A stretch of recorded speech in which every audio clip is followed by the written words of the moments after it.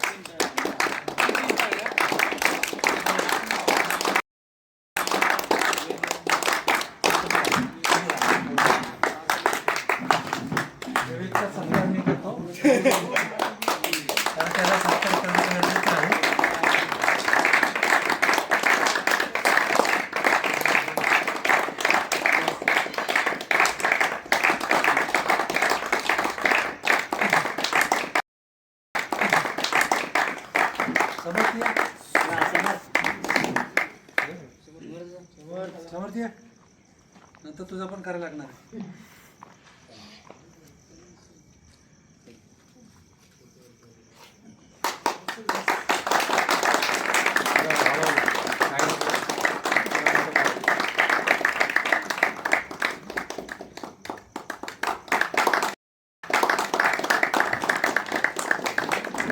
प्रत्येकाला विनंती करेन की 2-2 शब्द तुम्ही प्रत्येकाने अकॅडमीबद्दल या मुलांना सांगावं. तुम्ही कशा पद्धतीने तयारी केली आणि त्या तयारीचा तुमच्या अनुभवाचा त्या मुलांना चांगल्या प्रकारे कसा फायदा होईल.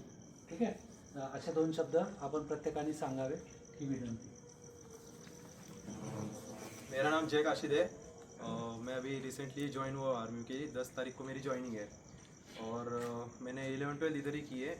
70% आए थे और मेरा पहले से ड्रीम था मेरा आर्मी में जाने का.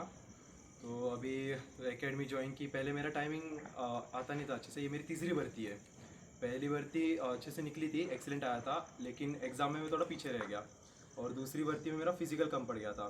लेकिन ये तीसरी भर्ती थी और एकेडमी ज्वाइन की थी तो सर ने पूरा सिखाया कैसे कैसे करते हैं. तो उनकी वजह से इस बार पेपर में भी निकल गया और एक्सीलेंट भी आया था. तो बस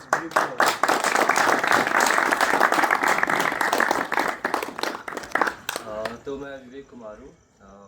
मैं बिहार से रहने वाला हूँ एंड पिछले साल मैं सर के बारे में पता चला. संजय करियर अकेडमी नाम की जगह है जहाँ पे आर्मी भर्ती के लिए हेल्प की जाती है. तो मैं यहाँ पे आया एंड सर ने स्टार्टिंग से लेकर अभी तक बहुत हेल्प की है, बहुत स्टडीज़ एंड फिज़िकल में. अगर मैं पीछे रहा तो सर उसके लिए मेरे को मोटिवेट करते हैं एंड सर को उसके लिए बहुत थैंक यू. एंड मेरे सारे फ्रेंड्स भी मेरे स्टडीज़ में हेल्प करते थे. तो यही बोलूँगा कि कोई किसी से कम नहीं होता है. तो जो भी चीज़ जिसमें तुम अच्छे हो उसमें और हार्ड वर्क करो तो तुम्हारे लिए हेल्प.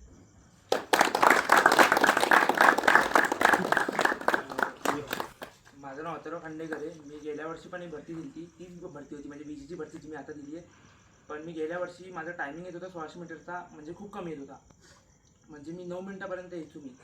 मग त्याच्यानंतर मी 1 वर्ष प्रॅक्टिस केली. अकॅडमीमध्ये होतो मी. 1 वर्ष प्रॅक्टिस वगैरे केली मी आणि 1 वर्षानंतर माझा टाईम कवर झाला. माझे पुलअप्स पण कवर झाले. ते सर्व सरांमुळे झालं, कारण सरांनी मेहनत करून घेतली आमच्याकडून तेवढी.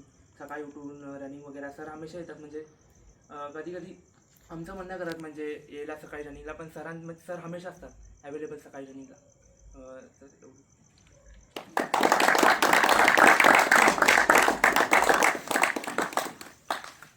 अजून कोणाला बोलायचं?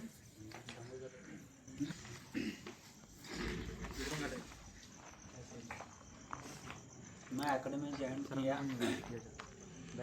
तकरीबन 1 साल हो गया, बिल्कुल आज के दिन. सर और मैं खास फ्रेंड है। और सर भी TV1 में थे, मैं TV2 में था, ठीक है, फिजिकल में थे और मैं भी फिजिकल में था। लेकिन जो बच्चे हैं ना, जो इधर रह रहे, थोड़ा सा बातचीत का वगैरह ठीक ठाक करो, व्यवहार, गाली वगैरह मत दे दो किसी को। यानी आप बोलते ना, काफ़ी मैं देखा, मैं ये स्टूडेंट है छोटे वाले ना, गंदे बातें करते हुए वगैरह, तो हमारे सामने, सर के सामने ठीक नहीं लगता। मेरे सामने कहते वो गलत बात है।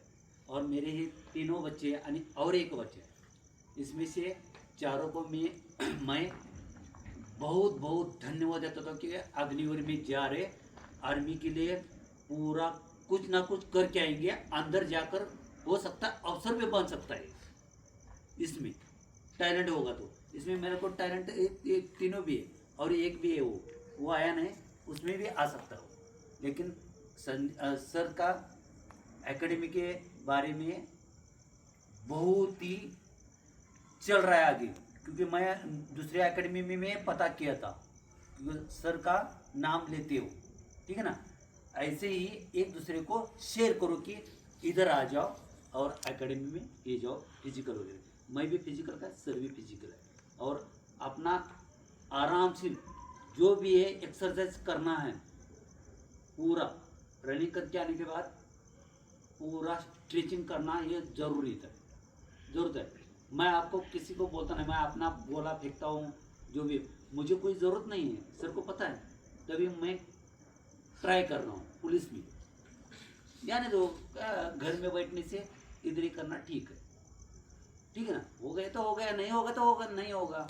सर को पेंशन बहुत है, मुझे भी बहुत है, लेकिन सर का इज्जत रखो।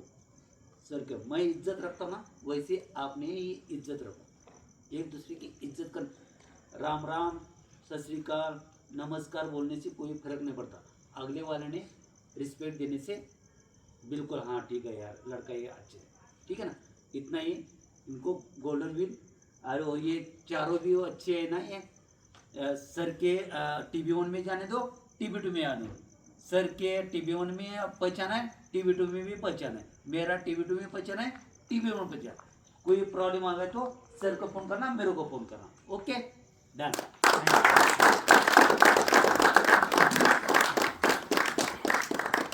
ओके, साहेबांनी जे आपल्याला 2 शब्द छान गाईडलाईन्स केलं, त्याबद्दल मी साहेबांचे आभारी आहे।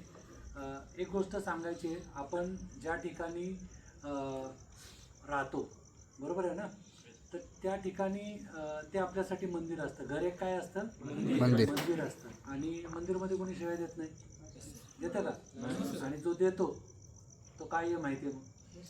आता कॅमेरा चालू आहे, मला बोलायला ठीक नाही वाटत, कारण ते बऱ्याच ठिकाणी जाईल मी जर बोललो तर, अरे बरोबर आहे का नाही? तर एक मी कायम सांगत असतो, रोलकालाही सांगत असतो की एकमेकाची रिस्पेक्ट करा। एक दिवसाने जरी मोठा असेल तर तो माझ्यासाठी दादाच आहे, तो माझ्यासाठी भाऊच आहे, अरे बरोबर आहे ना? ही ज्याच्या मनामध्ये चांगुलपणाची भावना आहे, त्याला किती जरी वाईट संगत भेटली तर तो आपला ट्रॅक नाही सोडत, आपला ट्रॅक नाही सोडत, समजलं का? आता ह्या मुलाला भरपूर ट्रॅक बदली करण्याचा प्रयत्न केला, पण त्याला वडून इथं आणलं। कसा आणलाय मला माहिती, अरे बरोबर आहे ना? याच्यातले जुनी मुलं आहेत त्यांनाही माहिती आहे, ठीक आहे, पण त्याची जिद्द, न सोडून जाण्याची जिद्द, करण्याची जिद्द, म्हणून मी त्याला इथं ठेवलं। पण त्याचा रिझल्ट आहे की आज तो भरती झाला, आणि विशेष म्हणजे या दोघांचे वडील ऑन ड्युटी आहेत, या दोघांचे वडील ऑन ड्युटी आहेत, आणि ऑन ड्युटीवर ज्याचे वडील आहेत आणि ज्याचा मुलगा भरती होतो त्याच्या बापाची 56 इंच होती। किती होती? 56 इंच। की प्रत्येक वडिलांची अपेक्षा असते की माझ्यानंतर साला माझा मुलगा लागलाच पाहिजे आर्मीमध्ये, अरे बरोबर आहे ना?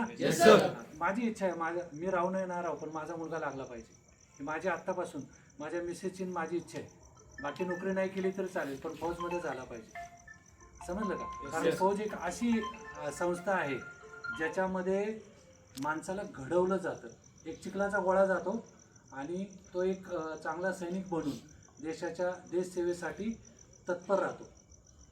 आणि भारताचा जो सैनिक आहे, पीठ दिखा करके कभी नहीं आता, पीठ दिखा करके कभी नहीं आता, छाती पे गोली खा के आएगा, तिरंगे में लपेट के आएगा, अपने माँ बाप का नाम रोशन करके आएगा।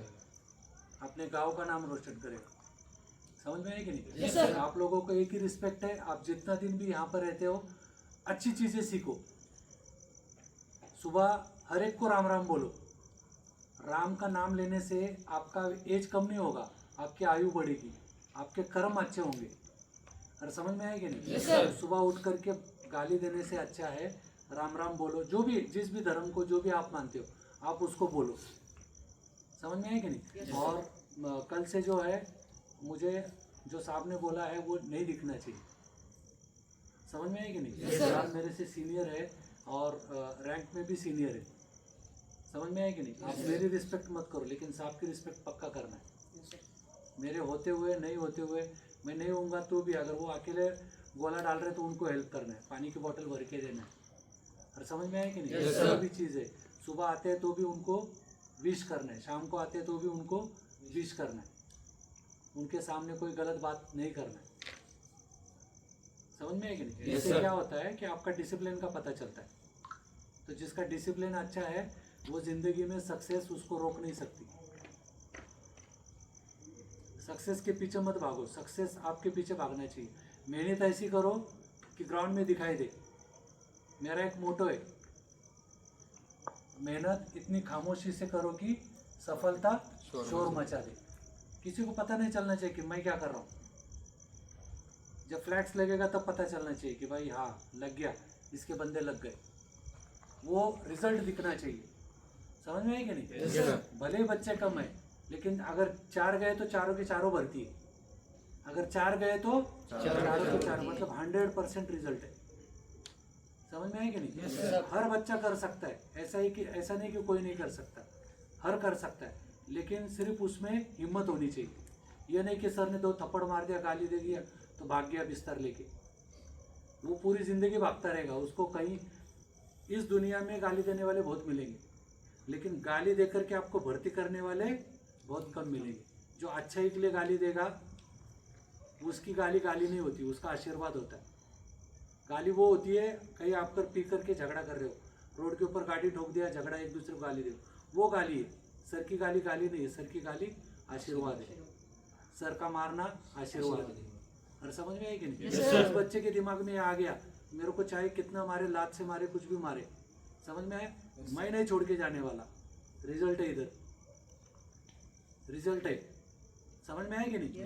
हाँ, तो गलती करो। गलती किससे नहीं होती? गलती इंसान से होती है। गलती करने के लिए बाहर से थोड़ी कोई आएगा। समझ में है कि नहीं?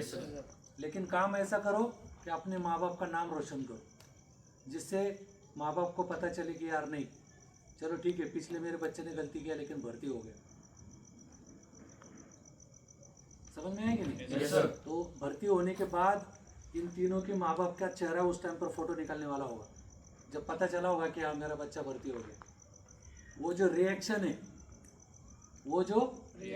है, आज से 30 साल पहले मैंने अपनी माँ की आंखों में देखा था।